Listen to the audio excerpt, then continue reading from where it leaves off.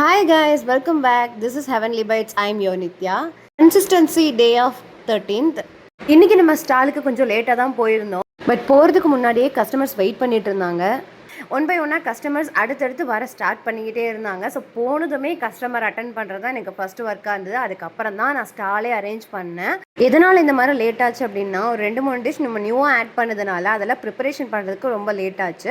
ஏன்னா மார்னிங்லேருந்து ஈவினிங் வரைக்கும் நான் மட்டும்தான் ஓனாக ப்ரிப்பேர் பண்ணி அதுக்கப்புறமா நான் ஸ்டாலுக்கு எடுத்துகிட்டு வர மாதிரி இருக்கும். அதனால தான் நமக்கு ரொம்ப லேட் ஆகுது. பட் இருந்தாலும் நான் நைட் இன்னும் கொஞ்சம் எக்ஸ்ட்ரா டைம் எடுத்து அங்கேயே இருந்தேன். ஏன்னா கஸ்டமர்ஸ் நைட் வரைக்குமே வந்துட்டு தான் இருந்தாங்க. கண்டினியூஸாக கஸ்டமர் ஒன் பை ஒன்னாக வந்துக்கிட்டே இருந்தாங்க. எப்பவுமே நம்ம ஸ்டால் நைட்டு 8:30 வரைக்கும் தான் இருக்கும். பட் நான் அன்றைக்கி வந்து 9:30 வரைக்கும் இருந்த மாதிரி ஆயிடுச்சு.